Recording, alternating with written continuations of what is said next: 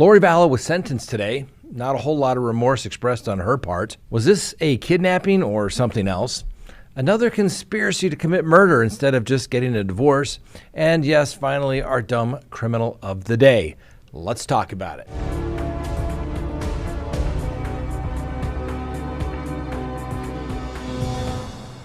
Good day, everyone. My name is Scott Reich, and this is CrimeTalk. Thanks for joining us. You know the drill. Subscribe if you haven't, like if you do, leave me a comment, and also hit that little bell so that you get notifications of when we go live or put up new content. And remember, you can listen to us anytime on CrimeTalk with any of your favorite podcasting apps. All right, let's go ahead and begin the docket. So let's open the record for July 31st of 2023.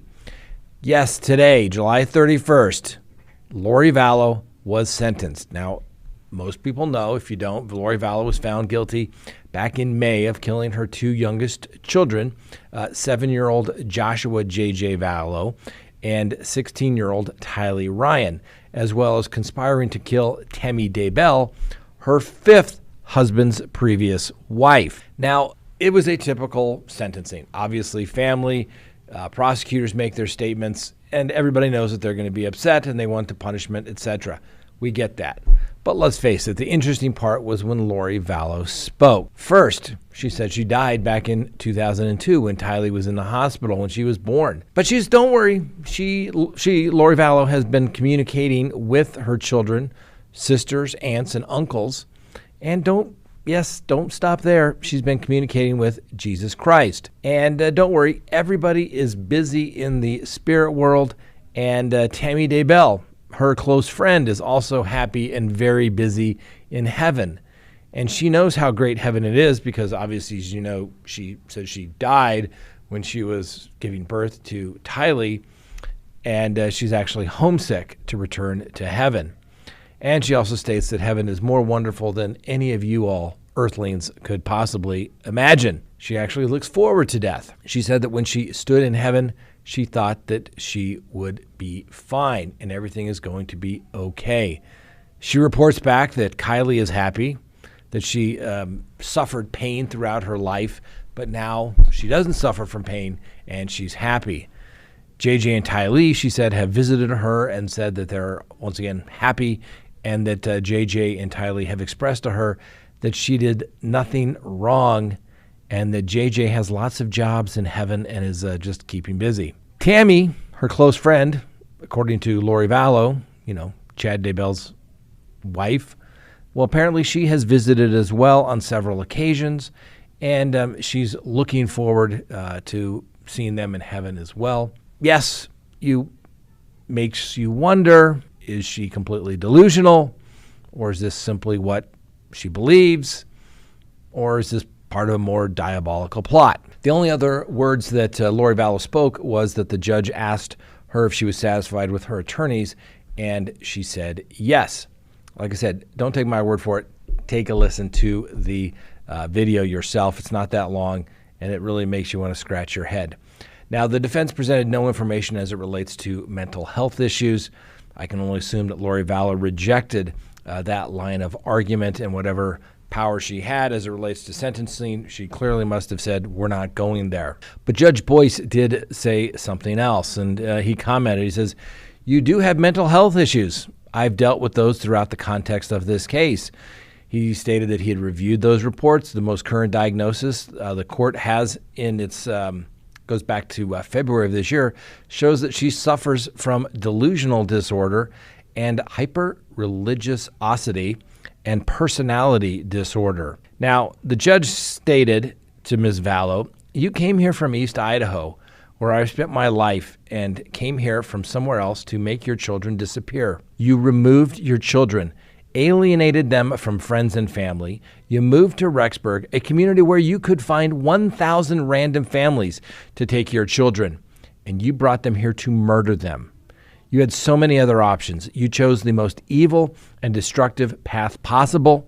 You killed those children to remove them as an obstacle to profits. You justified all this to go down a bizarre religious rabbit hole, and clearly you are still there. Now, Boyce says that normally he would rely upon other information provided in the pre-sentence investigation report, But Lori Vallow didn't cooperate with her pre-sentence investigation report, and that she stated that she intended to remain silent. She didn't complete the packet or any court-ordered screenings that may be available to her, and the judge said, hey, that's your choice not to cooperate, but then he can only make the decision based upon the information that he has before him. The court ultimately imposed 3 of the life sentences, and they will run consecutively, meaning one after the other. The other 2 will be concurrent. Lori Vallow will basically never be free again. The sentences were as follows. For the grand theft charged, 5 years and 5 years indeterminate. All 3 conspiracy charges, life with no parole on each. The Tylee murder, life, no parole. JJ murder, life with no parole. Well, at least one of these cases are now done.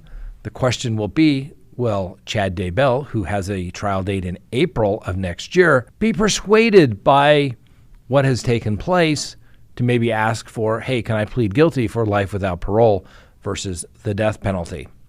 The court did note that the photos of the children in their deceased state was absolutely reprehensible, and he commented that you didn't want to observe those photos, but yet you let the jury and everybody else to have to take a look at them. Obviously, the court did not let her be removed from those proceedings at that time, and nor should he. You want your trial, you get to see the evidence, all of it. Let me know, is she delusional or is she just evil? Let me know in the comments. Next on the docket, let's take a look at this video. Is this a kidnapping or not? It comes from Colorado, and as you can see, a woman is seen appearing to be kidnapped by a group of men in the shopping center parking lot at night. The video is taken about 8:45 p.m. on Friday, and it shows 4 men arriving at the Corner Star Shopping Center parking lot in a black Mercedes-Benz, and then waiting next to a silver Nissan SUV, which makes you think possibly they know who is there. One of the men leaves the group and approaches 2 women before grabbing one of the women by the arm and pulling her up against the Nissan.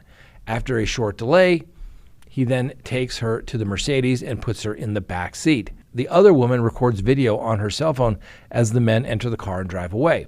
Now, the police confirmed late last week that the incident is being investigated as a kidnapping and an assault because one of the videos shows that the suspects slap the woman in the face before pulling her into or near the SUV. Now, police also obtained another video showing the woman's SUV arriving at the shopping center as well.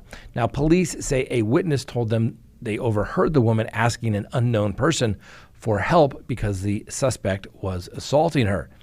Now, here's where it gets weird. No missing person reports have been made, and there have not been any other reports of any criminal activity from that area, but the police are asking for the community to let us know if this woman is safe or whether this was a kidnapping.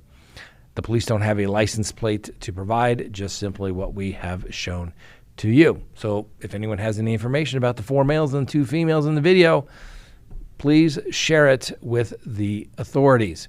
Now, like I said, it gets weird. It's almost like they know who's there. Is it consensual? Is it not? Is this person harmed in any way? We don't know yet. Who knows?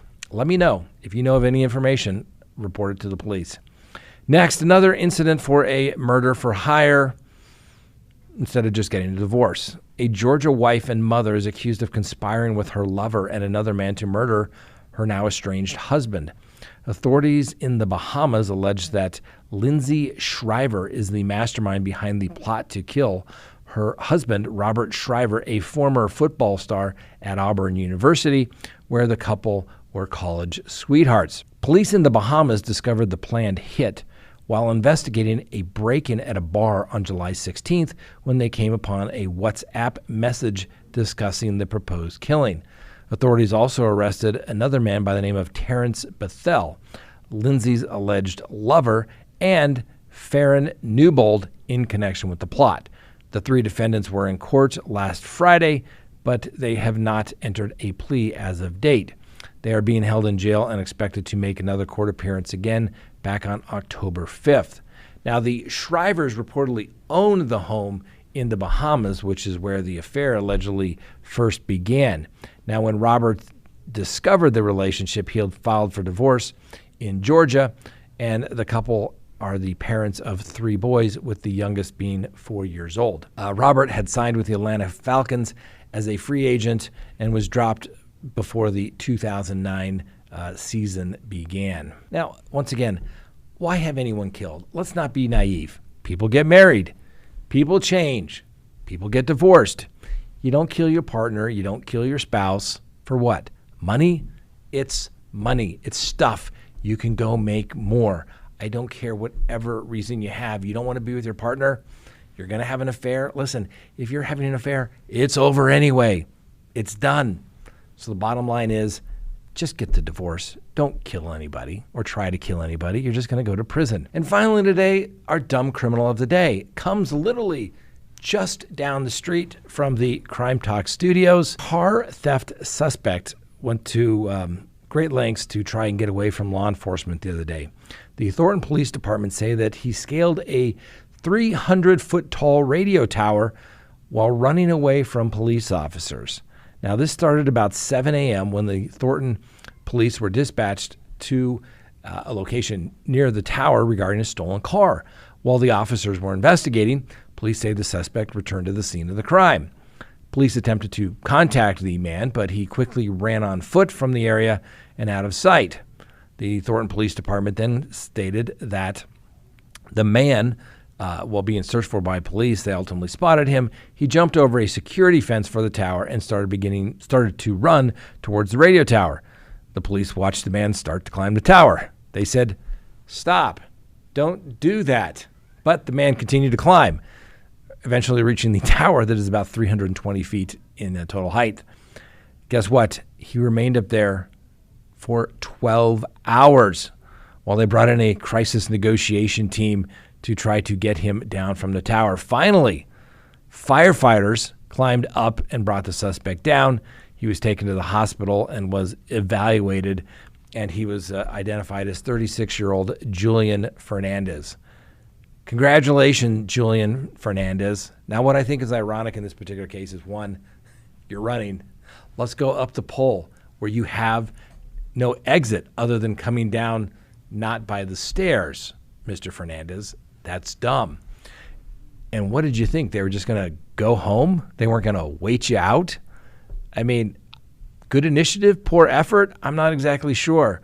But either way, Mr. Julian Fernandez, you are our dumb criminal of the day.